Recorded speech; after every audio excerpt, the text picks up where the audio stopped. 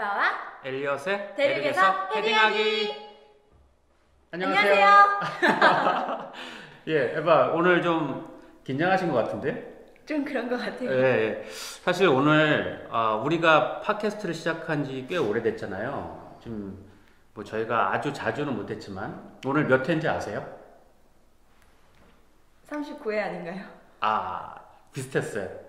36회. 그렇군요. 근데 이제 36회부터는 사실 새롭게 시작할 것 같아요. 시즌 2라고 얘기할 수 있을 것 같은데요. 이유는 저희가 이제 디지털 조선이랑 같이 협업을 하게 됐습니다. 그래서 저희가 제작 능력도 참 부족했었고, 음질도 별로 안 좋았었는데, 이제 그 비디오로 제작을 해가지고 한 30분 정도로 좀 시간을 좀 줄여서 컴팩트하게 저희 그 상해에서 저희 중국에서 일어나는 일들을 아주 생생하게 좀 전해드리기로 했습니다. 그래서 디지털 조선과 디지털 조선의 소셜 미디어 SNS를 통해서 적극적으로 지원해 주시기로 했습니다. 잘 됐죠? 너무 좋은 소식이네요. 네, 누구시죠? 네, 안녕하세요.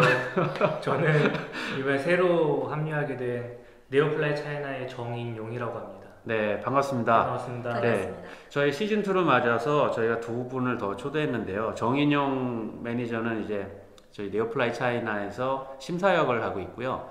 복단대를 졸업했고, 또 어려서부터 이제 상해에서 살아서 거의 중국어가 네이티브 수준이세요. 되게 부러운 그런 감사합니다. 능력자고요. 또 한 분은 지금 저기 그 카메라 감독님, 좀 이따 들어오실 건데, 미아 중국인 매니저가 또 중국 소식을 함께 전해드릴 예정입니다. 자, 그러면 이제 30분이기 때문에 좀 빨리 진행해 볼까요? 먼저 좋습니다. 에바 요즘에 여전히 바쁘시고 많이 업데이트 되셨을 것 같은데요. 네. 소식 좀 전해주시죠. 네, 잘 알겠습니다. 사실 요즘에 중국에서 큰 화두가 신유통이잖아요. 그리고 사실 알리바바랑 JD 중심으로 지금 신유통 이야기가 돌아가고 있는 상황이에요. 그 와중에 이제 그 4월 초에 텐센트에서 신유통에 관해서 자기네들의 그 전략을 발표했어요. 그래서 오늘은 그 신유통 그 중에서도 이제 텐센트의 전략에 대해서 말씀을 드리겠습니다. 신유통 하면은 한국에서는 아직 보편화되지 않은 개념이라서 제가 조금 더 설명을 드리면 기존의 유통에다가 인터넷을 연결하는 거죠. 그렇게 이해하면 될까요? 그러니까 그 기존에는 이제 저희가 O2O라던가 이커머스를 이야기할 때 오프라인에서 이제 온라인을 가는 거를 이야기했었는데, 이제는 이제 거꾸로 온라인에 있는 그런 인터넷 기업들이 거꾸로 오프라인 이제 전통 시장에 들어가서 그쪽에 있는 데이터를 활용해서 더 스마트한 이제 소비자들의 그런 만족을 더 높여주는 그런 솔루션을 이제 제공하는 그런 이제 전체적인 트렌드에 대해서 신유통이라고 이제 중국에서 이야기를 하고 있습니다. 그래서 이제 텐센트에서 열린 이제 신유통 그 발표회에 다녀왔어요. 상해에서 이제 4월 초에 열렸었고, 여기서 텐센트에서 이제 크게 전략들을 발표했는데요. 우선 알리바바랑 텐센트를 크게 이제 신유통의 접근 방식을 조금 비교해 보면은, 알리바바는 이런 접근 방식은 사실 제가 이제 기사 속에 제가 이야기한 내용이라서 이제 고실력이 있는 누군가 말씀하신 건 아닙니다. 근데 이제 알리바바는 대표적으로 그 허마시엔성을 이용해서 지금 신유통에 대해서 이제 시도를 하고 있는데요. 허마시엔성은 최근에 중국에 굉장히 큰 13개 그 부동산 업체들이랑 같이 계약을 체결했어요. 그래서 이런 부동산 업체들이랑 크게 손을 잡으면은 중국에 있는 커다란 백화점이나 이제 5층짜리 그런 건물 안에다가 허마시엔성 그 슈퍼마켓이 이제 다 들어갈 수 있는 거죠. 사실상 허마시엔성을 모르시는 분들을 위해 설명드리면 그 신선식품을 포함한 대부분의 슈퍼마켓에서 파는 그런 모든 것들을 24시간 안에 배송하는 서비스죠. 네, 허마시엔성은 참고로 창고랑 그 슈퍼마켓이랑 푸드코트 세 가지가 결합된 형태입니다. 그래서 사실상 굉장히 공간을 많이 차지하고, 그래서 임대료가 크게 문제가 되고 있었는데, 이렇게 부동산들과 손을 잡음으로써 허마시엔성은 앞으로 중국 내에서 이제 쭉쭉 성장할 수 있는 이제 발판을 마련한 거죠. 근데 텐센트는 그와 굉장히 반대되는 전략을 추구하고 있어요. 텐센트는 그 마와텀 회장이 이 내용에 대해서 이제 3월에 발표한 바 있는데요. 자기네는 우리는 이커머스 기업이 아니고 이커머스로 들어갈 생각이 전혀 없다. 우리는 다만 툴을 제공할 뿐이다 라고 말을 했어요. 그래서 텐센트는 정말로 좋은 플랫폼 그리고 툴을 그 스타트업들과 그 이커머스 기업들에게 제공하는 데만 집중을 합니다. 여기서 말하는 툴이라는 것은 네, 구체적으로 페이먼트. 그렇죠. 페이먼트도 있고 위챗 공중 계정, 위챗 미니 프로그램 그리고 그 텐센트 클라우드 같은 이런 툴들을 제공하시는 것이죠. 그래서 이제 텐센트가 이번에 그 이런 발표회 갔을 때도 사실 그 알리바바 컨퍼런스 가면은 부스들이나 이런 전시 부스들이 굉장히 크거든요. 왜냐면은 편의점을 다 구현해야 되고 허마신성 이걸 다 구현해야 되니까 굉장히 크게 했었는데 텐센트 거를 가니까 자판기밖에 없는 거예요. 진짜 자판기밖에 없는 거예요. 그래서 조금 당황했는데 이게 보니까 텐센트가 정말로 이거를 정말 뭐라 해야 될까요? 여기는 약간 그 알리바바가 탑다운이면 여기는 다운에서 이제 올리는 방식이에요. 그래서 가장 비용을 최소화한 그런 편의점, 정말 작은 편의점, 무인 편의점, 무인 가판대, 이제 자판기부터 시작을 해서 이제 소비자들이 자기 얼굴을 이제 스캔해서 뭐 살 수 있는 방식, 아니면은 자기가 미리 이제 냉장고 문을 열 때 비밀번호를 누르면은 뭐 아무거나 이제 뭐 물이나 우유나 이런 거 꺼내면은 자동 결제되는 방식, 이런 방식들을 많이 활용하고 있어요. 그래서 이런 툴들을 많이 사용하고 있고, 이쪽으로 앞으로 이런 편의점들이랑 이제 슈퍼마켓을 중심으로 해서 이제 신유통 쪽 전략을 구축해 나가고 있습니다. 그렇군요. 여기도 이제 텐센트 창업센터라서 저 바깥에 이제 무인 자판기가 있어요. 근데 사실은 뭐 대단한 기술이 아니고 QR코드로 해가지고 돈 내고 그냥 가져갑니다. 예, 그냥 2개 가져가도 할 수 없습니다. 아직까지는 약간 그렇긴 한데, 예, 이제 기술이 적용이 되겠죠? 네. 예. 그럼 이제 신유통 소식 전해주셨고요. 또 있으세요? 네. 또 한 가지 더 있습니다. 예. 네, 실은 지난주에 스위스의 로잔에서 시드스타즈라는 엄청난 큰 회의가 열렸어요. 이 회의는 전 세계에 있는 이제 이머징 마켓들, 그러니까 아시아, 아프리카, 남미 이런 정말 열심히 개발 중인 그런 국가들, 네, 스타트업들이 다 모이는 행사예요. 그래서 65개 국가들의 스타트업들이 다 스위스 로잔에 모여서 하루 동안 일주일 동안 하는 행사고, 이제 크게 서밋은 하루 행사인데요. 여기에서 이제 저는 이제 중국 회사들 소식만 전할 수 있기 때문에 제가 여기에 있는 스타트업들에게 했던 질문이 이제 지금, 왜냐면은 모바이크 같은 경우는 전 세계 200개 도시에 진출했거든요. 그래서 지금 공유 자전거들의 상황이 어떠냐라고 질문을 했어요. 그런데 지금 사실 중국은 약간 정리가 된 상태예요. 중국은 이미 이게 뜬 게 2016년도 4월에 이제 모바이크가 나왔고, 그때부터 이제 공유 자전거 전쟁이 시작되면서 한 2017년 초부터는 정부의 이제 규제나 이런 주차 공간이나 대수 제한이나 이런 것들이 잘 마련이 돼서 약간 바람이 싹 불고 이제 안 좋은 이야기들보다는 이제 약간 정리된 상황이잖아요. 근데 유럽은 딱 지금 규제 만들어지고 뭐 주차 공간 제한하고 개수 제한하고 딱 이때예요. 그래서 신문에 이제 제가 스위스 친구랑 이제 같이 지냈었는데, 그날 일면에 보도된 신문도 공유 자전거가 뭐 정부에서 제공하는 공공 자전거보다 낫다 막 이런 게 막 일면에 뜨고, 이런 식으로 지금 굉장히 활발하게 논의가 전개되고 있습니다. 그래서 사실 공유 자전거라는 아이디어, 그러니까 거치대에다가 이제 자전거를 놓고 사용하는 이런 형태의 자전거 공유 방식을 유럽에서 오랫동안 사용해 왔었잖아요. 그런데 최근에 이제 모바이크나 오포가 이제 진출하면서 이거는 거치대가 없어도 마음껏 세워놓을 수 있잖아요. 그래서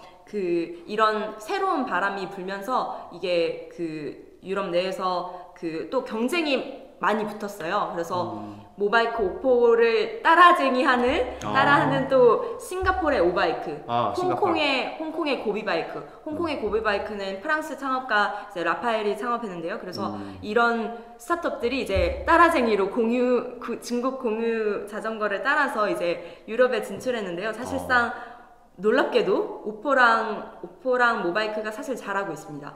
그러니까 네덜란드의 경우에는 제일 이제 약간 긍정적인 사례였는데 모바이크랑 이제 중심이 되는 그 공유 자전거들이 합쳐서 이제 통합 API를 만드는 거예요. 그러면 이제 서로 호환이 될 수 있게끔. 근데 거기 오포는 빠져 있더라고요. 그래서 그리고 이제 고비바이크 제가 말씀드린 이제 프랑스 창업가가 창업한 이제 후발주자는 아예 그 시장에서 탈락했어요. 실패를 한 거죠. 그래서 오포에 이제 먹힌다는 그 기사가 최근에 났었는데 이런 식으로 이제 유럽에서 그래도 오포랑 모바이크가 이렇게 성장하고 있다는 점, 그렇군요. 주지할 수 있을 것 같습니다. 그리고 이제 한국에서 많이들 이제 중국의 공유 자전거 정말 잘 되냐 이렇게 그렇죠. 많이 이제 궁금해 하세요. 그런데 사실상 이게 이런 부정적인 어조의 기사는 사실 중국 내에서도 작년 가을에 특히나 이제 10월에서 12월 사이에 굉장히 그런 기사가 많이 났었어요. 왜냐면은 그 원래부터 중국 사람들이 겨울에 추워서 자전거를 타지 않습니다. 그래서 이제 그 작년에 그 공유자전거 회사들이 10개 업체가 넘었었거든요. 그래서 이게 딱 순위가 딱 나뉘어요. 이게 월간 활성 사용자 1위급, 딱 오포 모바이크 2위급, 한 3위에서 6위 업체고, 뭐, 딱 1위에 MA 그 월간 활성 사용수의 딱 절반, 그리고 그 5분의 1, 이렇게 해가지고 1, 2, 3급으로 나뉘는데, 이제 2급 정도는 그 오포나 모바이크 쪽에 이제 합병되거나, 아니면은 뭐, 어떻게, 이제 블루고고 같은 거는 이제 DD에 인수되고 이런 식으로 다 정리되고 이제 맨 밑에 있는 애들은 다 이제 파산하고 이렇게 돼가지고 다 정리가 깔끔하게 끝난 상황입니다. 그래서 위기라고 할 때 그런 위기들은 사실상 이제 후발주자들 그리고 그런 그 친구들은 이제 작년 하반기에 다 정리가 된 상태고요. 이제 올 봄부터 다시 그 사람들의 사용량이 이제 증가하고 이제 모바이크는 얼마 전에 아주 메이트원에 시원하게 인수가 됐죠. 그래서 이제 파운더들이 엄청난 이제 750 밀리언 USD 7억 5천만 그러니까 달러를 8천억 현금으로 8천억 그래서 정말로 A 시리즈 A랑 이제 창업가 멤버들은 엄청난 돈을 가지고 이제 엑시트를 한 상황이고요. 그럼에도 이제 모바이크 아직도 잘 되고 있더라고요. 엑시트했군요. 네, 그래서 모바이크가 뭐 200개나 세계에 나가 있는지 몰랐어요. 한국에 나왔나요? 한국에 진출했어요. 어디 도시로 갔죠? 의성 도시로 갔던 것 같은데 수원이었나? 근데 한국은 고바위가 많아서 자전거가 잘 될지 모르겠어요. 근데 아무튼 대단하네요. 네, 그래서 아무튼 중국의 공유 자전거 업체들 잘 되고 있습니다. 네. 참고로 이제 공유 자전거는 테크노드에서 이제 렌탈 자전거라고 이야기합니다. 이제 공유보다는 렌탈.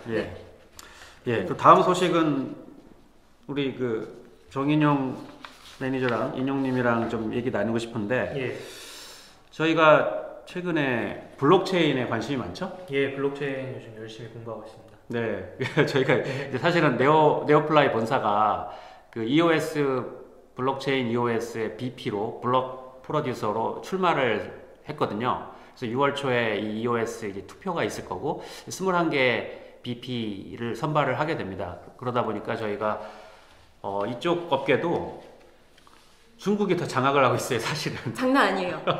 그래서 그게 저희는 이제 중국하고 중국 BP로 출마한 업체들을 찾아서 계속 협업을 할 수밖에 없고 그런 과정에 있습니다. 그래서 최근에 저희 되게 바쁜데 이유가 이제 저는 북경으로 가고 이제 인형님은 션전으로 가서 또 상해에서 또 만나고 해서 많은 BP 후보들을 만나고 있어요. 그 이야기를 좀 하고 싶은데요. 사실은 어떤 뭐 EOS는 뭐 하나의 그 가상화폐 중에 하나인데요. 뭐 그 얘기를 하고 싶은 게 아니라 이 창업자들이 어떤 철학을 가지고 여기에 뛰어들어서 어떻게 움직이고 있느냐를 좀 전달을 하고 싶어요. 너무 인상이 깊어가지고. 그쵸? 예. 예. 그 심천에서 만나셨죠? 심천에서 저는 파이어 클라우드라는 그 업체랑요, EOS 유니언이랑 커뮤니티 두 군데 만나봤습니다. 네. 뭐 어떤 분들이 던가요? 창업자들은? 일단 파이어 클라우드는 창업자가 굉장히 젊습니다. 94년생으로. 비슷한. 예, 비슷합니다. 94년생 같이 보이시나요? 예, 저보다 한창 동생이고요. 아. 예, 남성분이셨는데 굉장히 카리스마도 있고 기술적으로 좀 전문성을 많이 띄고 있더라고요. 그 제가 이야기를 나눠봤는데 제가 느끼기에는 파이어 클라우드는 약간 코인계의 증권사로 발전을 하고 있다는 느낌을 많이 받았습니다. 먼저는 이 코인의 거래 시스템을 직접 연구 개발해서 운영을 하고 있고, 그 코인 관련된 정보들을 이제 취합하는 플랫폼을 구축을 하고요.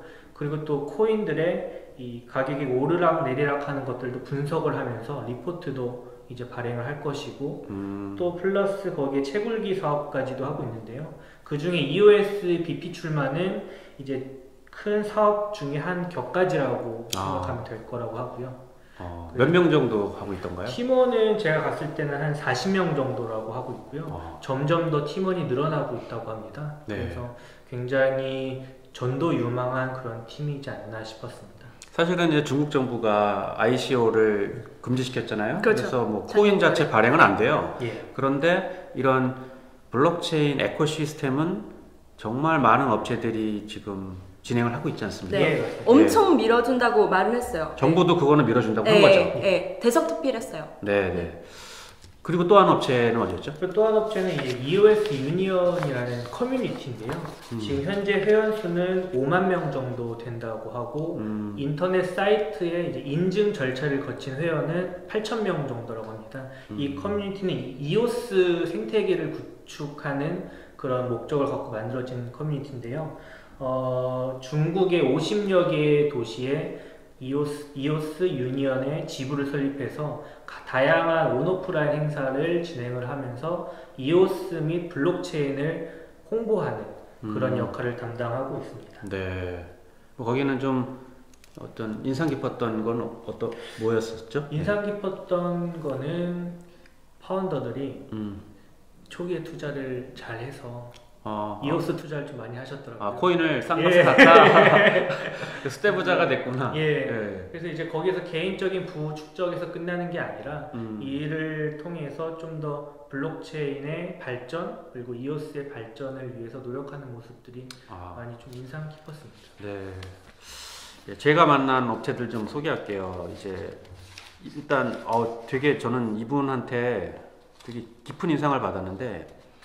EOS 오너라고 있어요. 이제 ONO, 뭐 Know Yourself, 뭐 Home, 뭐 이런 거에 약간 상징이라고 하는데 거기에 KE, 커라는 중국 발음 쉬커고 이제 영어로는 키인데, 근데 이 친구가 정말 겉모습은 약간 좀 젊고 이렇게 막 그 외모에 신경 쓰는 이런 조금 남자들이 보기에 좀 괜찮다 이런 외모를 가지고 있어요. 근데 그래서 이 사람은 약간 미디어 쪽 사람인가 이렇게 좀 PR하는 사람인가라고 했는데 그게 아니고 상당히 철학적인 분인 거예요. 나이가 24살.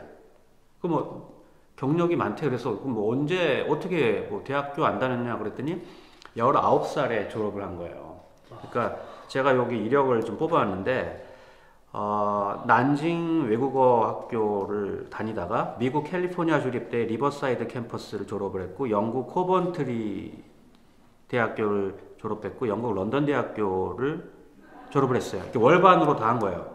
그럼 19살에 학사 졸업하고 블록체인 업계에 뛰어든 지 5년이 된 거예요. 이분도 초기에 마이너였어요. 비트코인 마이너로 시작을 해가지고 당연히 코인 투자했겠죠? 이제 먹고 살 게 걱정이 없는 상태더라고요. 24살에. 그래서 이 커뮤니티가 엄청나요. 근데 이 사람이 지향하는 거는 넥스트 페이스북. 그러니까 페이스북이나 뭐 인스타그램이나 이런 플랫폼들이 뭐 텐센트도 마찬가지고 너무 중앙 집권화 되어 있다는 거죠. 그리고 대부분의 부를 그 포털들이 가져간다는 거죠. 그렇죠? 컨텐츠 프로바이더는 별로 못 벌고 결국은 대부분의 수익은 포털들이 가져간다. 우리는 그것에 반대한다. 우리는 컨텐츠로서 기여하는 사람들에게 공정하게 배분을 하고 싶다라는 게 철학이에요. 그러니까 디센트럴라이제이션이 블록체인의 철학이다 보니까 그거를 이상적으로 실현하고 SNS에 접목시키려는 게 바로 이 쉬커의 꿈이더라고요. 그래서 되게 좋은 인상을 받았고요.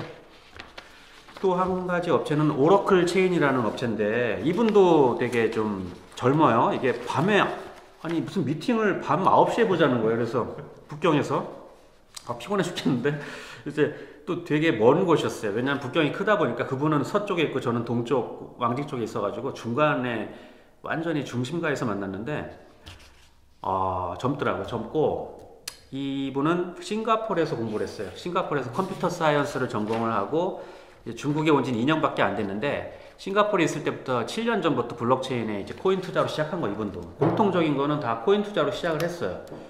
그래서 우리는 그때 뭐 하고 있었죠? 왜 코인 투자 안 했지? 아무튼 그래서 이분도 돈을 좀 많이 번 것 같고 지금 벌써 개발자가 한 20명 되고 뎁에 투자를 하고 있어요. 뎁이라는 것은 D-앱 해가지고 Decentralized Application이잖아요. 거기에다가 이제 투자도 하고 직접 이제 개발도 하고 이런 분이었어요. 그래서 오라클 체인이 있었고 우리 인형님하고 같이 만났던 EOS 그래버티는 이제 커뮤니티로 되게 유명하죠. 되게 큰 커뮤니티를 보유하고 있는 업체인데 좀 인상 깊었던 거는 좀 나이가 있었어요. 그분이 그렇죠? 예. 그분들은 좀 나이가 있었고 파운더된 나이가 있죠. 예, 역시 코인 투자자였고 중국 복단대 컴퓨터공학과의 9학번 동기더라고요. 예. 그래서 이제 사업을 시작해서 대량의 EOS 토큰을 보유하고 있는데 파운더하고 운영진흥이 합쳐서 1000만 개를 보유하고 있더라고요.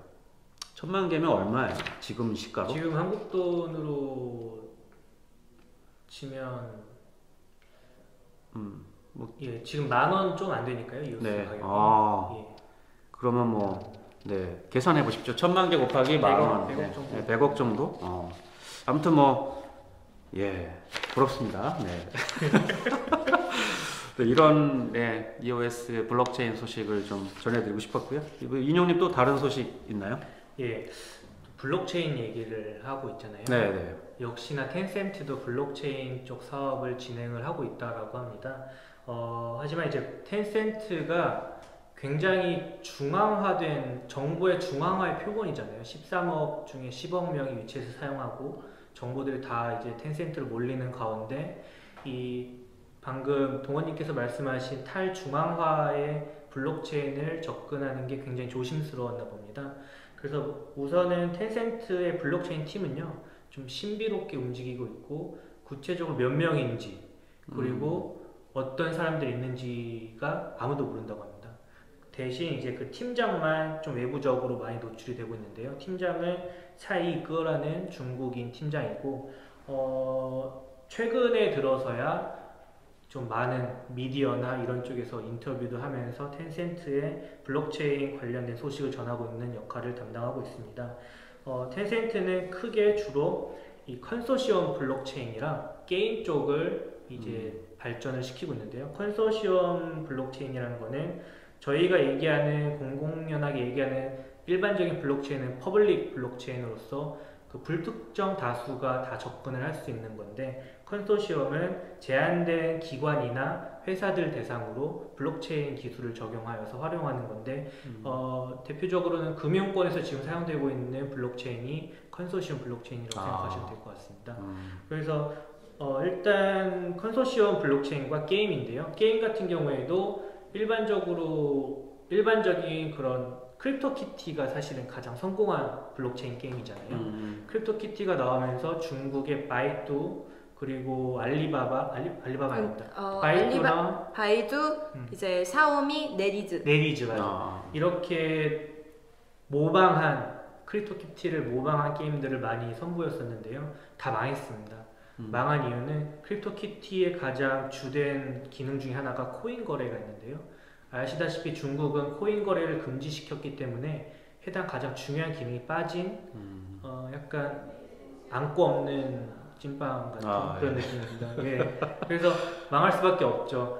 그래서 텐센트 같은 경우에는 그런 게임이 아니라 실질적으로 기본 게임의 블록체인 기술을 적용을 하여서 좀 더 이용자로 하여금 좀 게임을 쉽게 할 수 있고 좀 더 나은 게임을 체험할 수 있는 그런 것을 좀 추구한다고 합니다. 하지만 구체적으로 어떤 게임인지는 전혀 공개되지 않았고요. 4월 23일 다음 주 월요일 날 공개된다고 하니까 다음 기회에 제가 좀 더 추가적으로 소개해드리도록 하겠습니다. 네. Hello, Mia。各位好，我是米娅。第一次参加你们这样的一个活动，就是我是Nearply的员工，然后日常呢比较关心一些网上的比较时兴的互联网相关的事情，还有二次元的一些相关事宜，我都是比较喜欢了解的。当然，我可能还是一点小小的女权拥趸者，主要是这样的。 미아는 네오플라이 행정 매니저로서 저희와 함께 일을 하고 있는데요. 주로 인터넷 관련된 소식들을 많이 접하고 좀 젊은 이용자로서 중국의 생생한 그런 인터넷 관련된 소식들을 많이 접하고 있습니다. 네, 쇼핑왕. 그래서 제가 못 찾는 물건은 어디서든 찾아주는. 예. 그럼 미아今天的消息什么啊？我今天想说一下，就是近期4月10号左右的话，中国人比较喜欢看的短视频的一个 APP 被那个网店要求关闭的一件事情。就是中国现代青年人大多数日常喜欢看一些有趣的短视频，主要的一些 APP 有那个快手、抖音，还有内涵段子、火山小视频等。但他们主要的很大一部分都是同一个人旗下的，就是张一宁他。今日头条旗下的相关 APP，然后但是这次网店的话，他责令要求他内涵段子指明要求他是关闭的。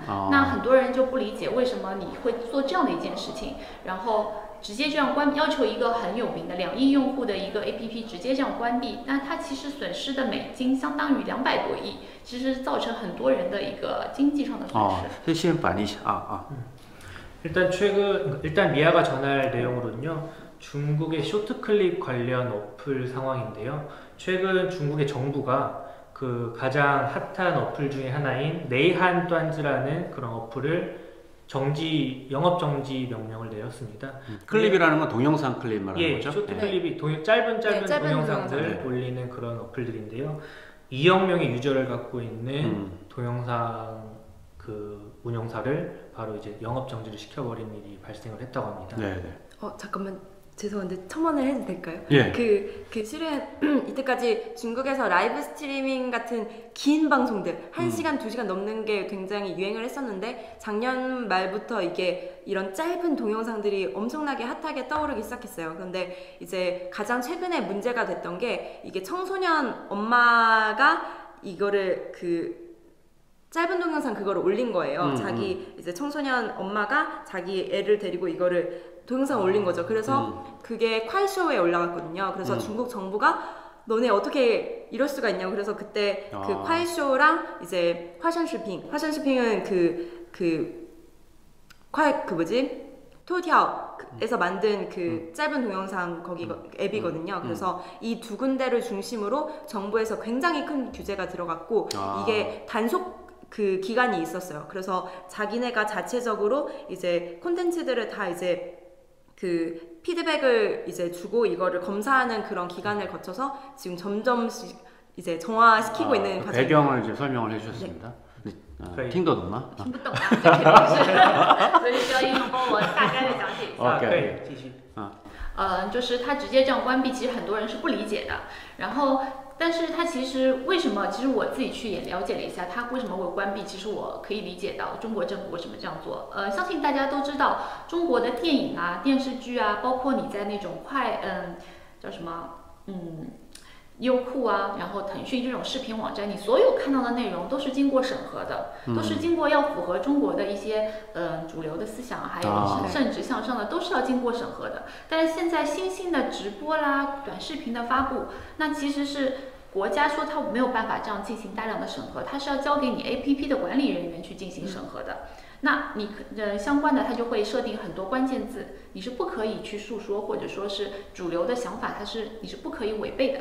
但是，它的那个内涵段子，它有个很大的问题是它没有设置相关的一个监控。它最早的时候开启的时候是通过用户对这个一个视频进行审核 ，OK 没有问题的，我可以把它发布到网上，大家可以看到。但是在15还是16年的时候呢，这个 APP 它上线了一个系统审核。通过大数据进行系统审核，它就这样系统审核的话，就有大量的可以规避性的东西，它就发送到了网上，发布到了网上给所有用户群，它的用户量实在是太大了，所有的人都可以看到。那很多不正当的那种各种你们应该明白的，大家都可以看到。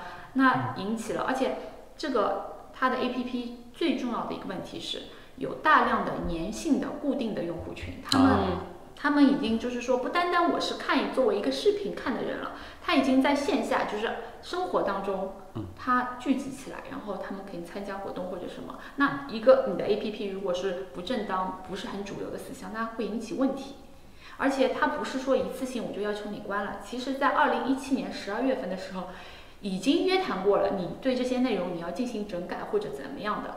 过去了那么久，但是没有得到有效的效果。그래서 이제 많은 사람들이 이제 그 내한 단지를 바로 영업 정지시킨 거에 대해서 많은 논란이 일었다고 하는데요. 미아의 개인적인 생각은 좀 연구를 했나 봅니다. 연구를 했다고 합니다. 개인적인 생각은 일단은 중국의 영화나 드라마 그리고 예를 들면 요후쿠나 아이치 같은 그런 플랫폼에 올라오는 모든 콘텐츠는 중국 국가 정부의 심사를 거치고 통과된 것만 저희가 접할 수 있는데요. 하지만 지금 현재 쇼트클립 어플 같은 경우에는 국가가 일일이 다 나서서 심사를 하고 거를 수 없는 실정이기 때문에 각자의 회사들한테 알아서 심사하라고 하는 상황이라고 합니다.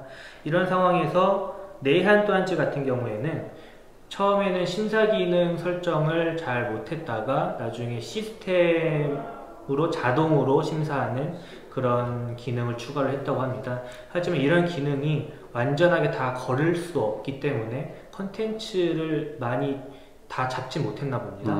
그래서 여러 중국 국가의 이 사상, 그 공산주의잖아요. 사회주의고, 그러니까 중국 국가 사상이 부합하지 않는 그런 컨텐츠들이 여럿 올라왔고, 이게 사실은 이런 어플 같은 경우는 고정적인 유저들이 굉장히 많잖아요. 2억 명이 사실은 한번 열면, 저 같은 경우에도 또인 같은 경우 자주 보는데요.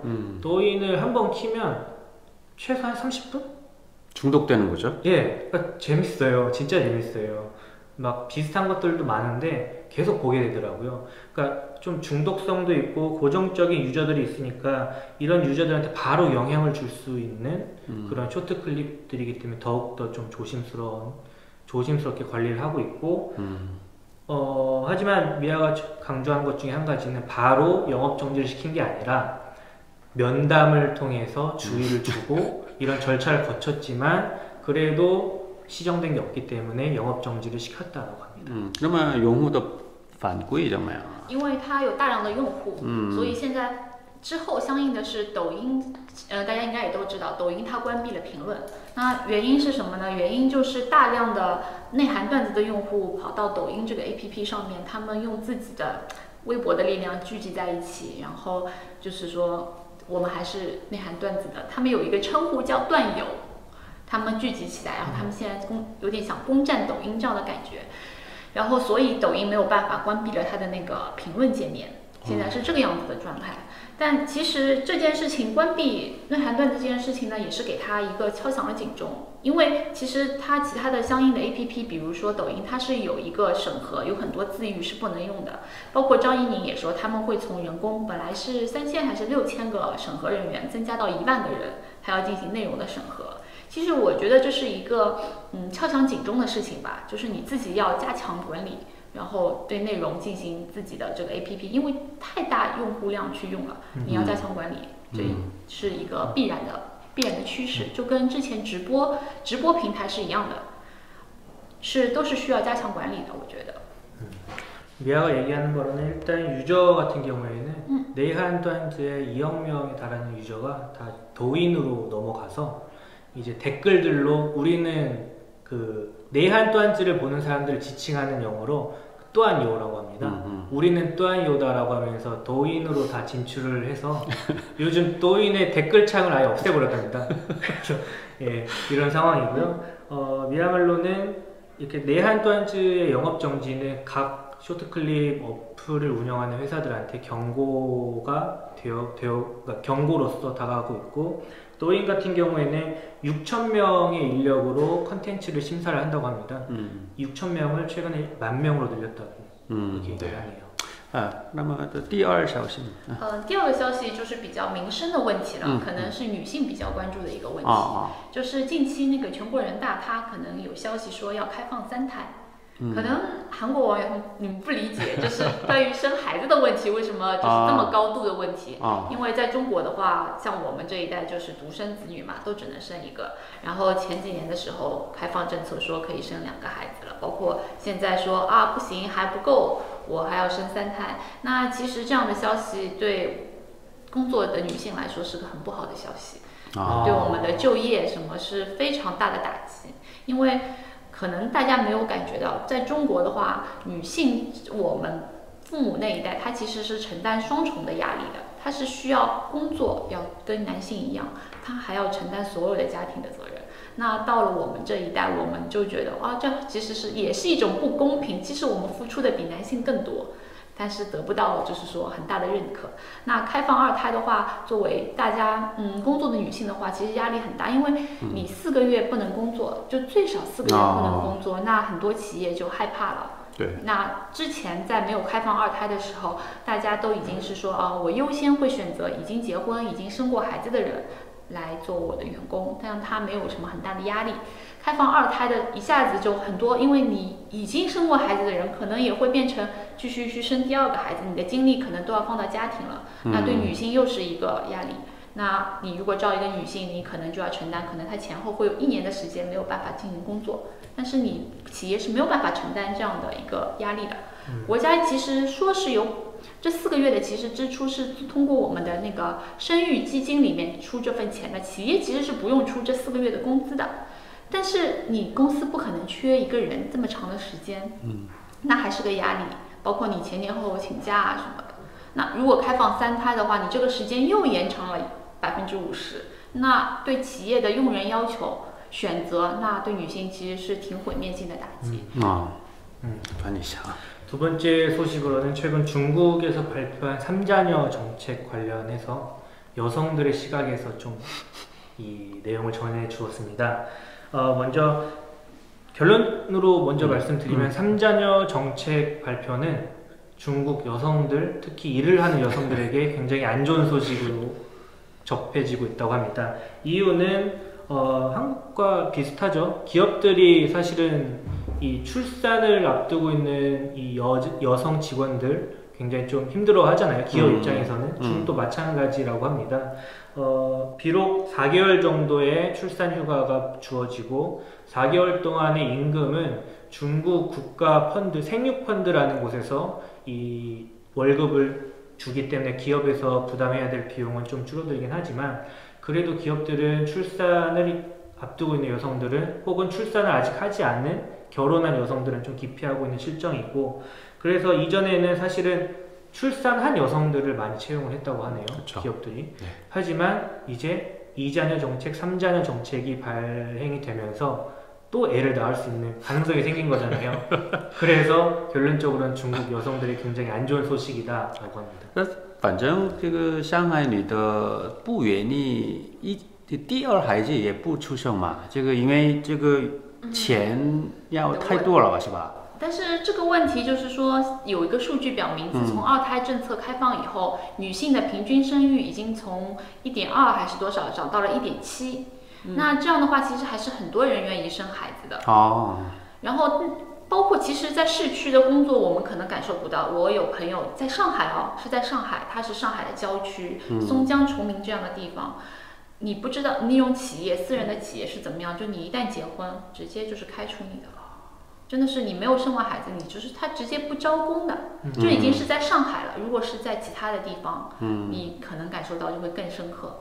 那因为这样的事情，其实大家网络上女性的反对的意见其实是很大的，因为也不是说反对生孩子。首先我想说的是，生孩子就是人的权利，你其实不应该管理，你应该自己选择你想生的孩子。但是你相应的权益你要给到企业，这样如何处理这样的一个反馈，你不能全部要企业来承担责任。其次，你不应该把这些责任全部堆压到女性，因为其实女性是不需要4个月的那个休假，男性其实也是可以，你后面的1、2个月你是应该要求男性去带孩子或者怎么样的。如果公平的话，那么成本对企业来说，用男人和用女人的成本是一样的。那么对女性的这种压迫就会少很多。